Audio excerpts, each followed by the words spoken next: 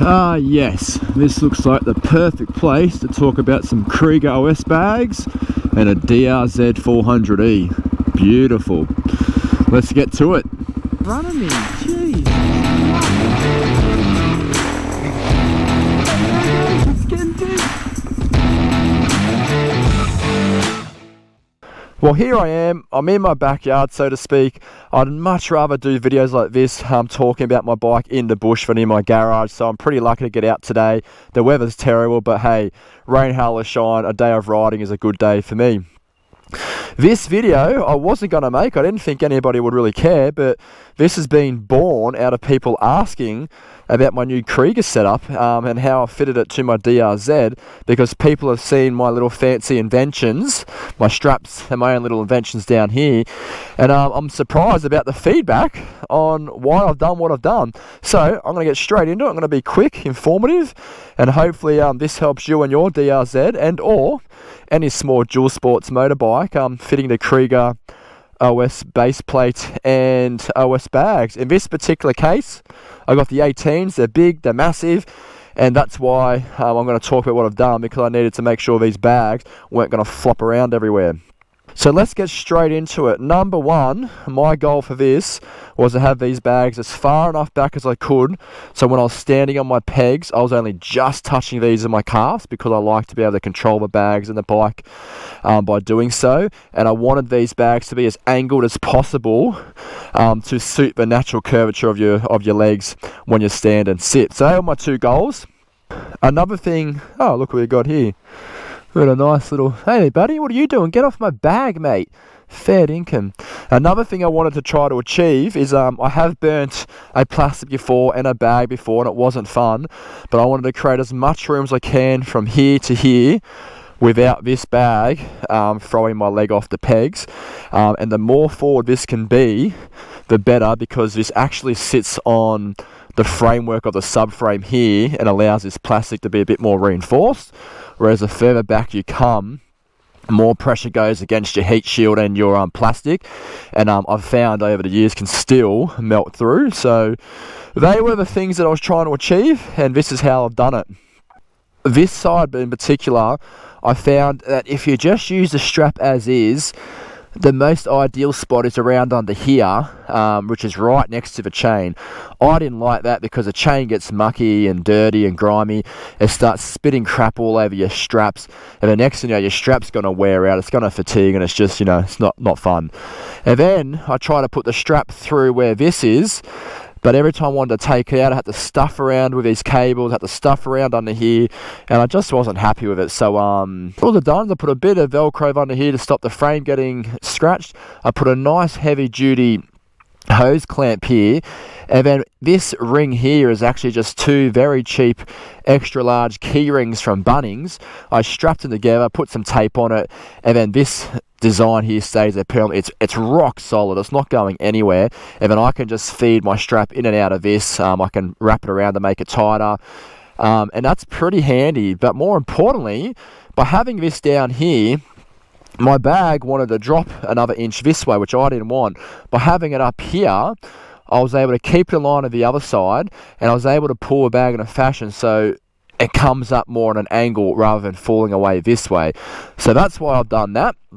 I've done this on both sides, and I'll show you the other side now. So here's the other side. If you put this strap just around here, it's never going to stay there. It's going to keep sliding up and down, and it's no good. If you put the strap here, I absolutely want to avoid that, because that means this bag drops so much that way. I haven't achieved my angle, and to me it's just going to flop around all day long, and it's no good. So I've replicated this side as the other side, a bit of Velcro, a heavy duty hose clamp, and then my little keyring design. And I mean, it's so strong, and it hasn't budged at all. I've done a few rides now, and I'm really happy with that. So that's why I've got those. Alright, now let's have a look at this. So right now, as you can see, hopefully the camera shows it, I've got all of this movement, especially on this side. The reason this side's more is because the natural shape of a plastic here allows this bag to sit more like this. But look at that. That is just, who would want to ride like that? I couldn't believe anybody would want to. So all you need to do is, once you've fed your strap in,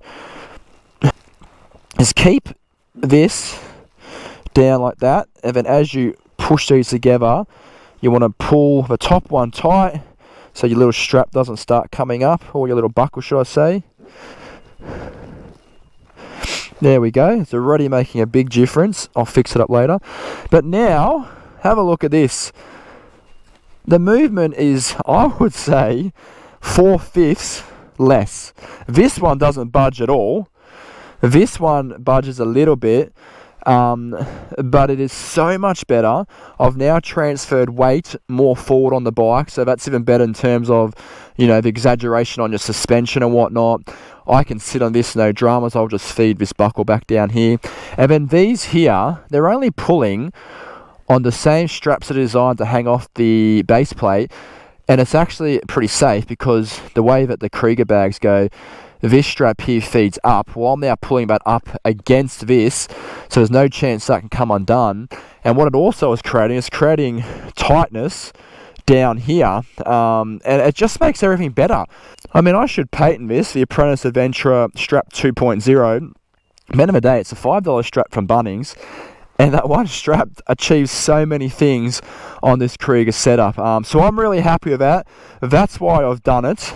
And now that that strap's tight, is this bag now naturally comes away from here, rather than, because it was probably about here, rather than feeding back that way, because when you're bouncing around, you don't want that.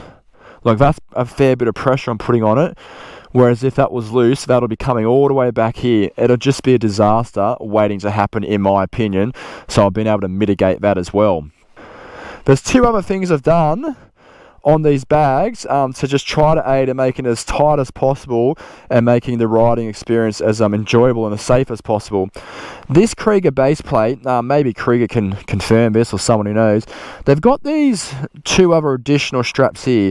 In my opinion, I don't think these straps are designed to go through them, because nothing lines up. It's very hard to get this and this through that little hole. It's a pain in the ass to take the bag off and whatnot.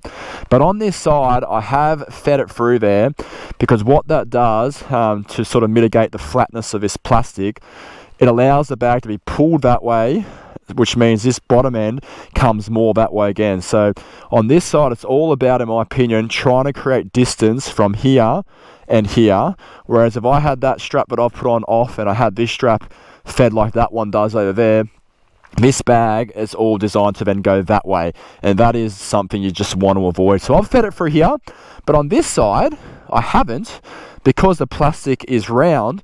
It's naturally keeping the bag in that position, and you don't have to worry about stuffing around with that. So I actually think those straps might be like a secondary tie down point for another bag or something, or maybe one of the smaller bags. And then finally, one last thing I did, now this is totally an overkill, but I'm happy to do it, and because I'm going to leave my base plate on my bike most times, even without the bags, I was happy to sort of make some more of a permanent fixture.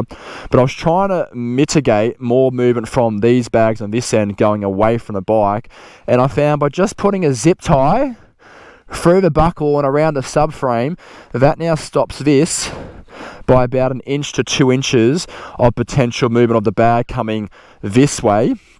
So I've done that there. No doubt I'll probably invest in some adjustable zip ties. And then the same thing on this side. I've just fed a zip tie through the frame, and it just keeps this hugging against the bike rather than allowing that extra 1 or 2 inches of travel this way.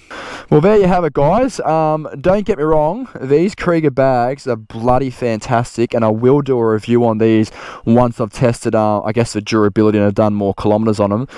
But you'd be crazy for an additional $30, a bit of, stuffing around to get it going. But why wouldn't you just do these extra little things to make these bags just so much better? The only downside of the Kriega base plate design is the amount of movement it allows on these bigger bags. No doubt the smaller bags wouldn't be as bad, but just $30 extra, and these bags can be rock solid. You don't have all that crazy movement, which to me is just not safe. It's not fun. Who would want that?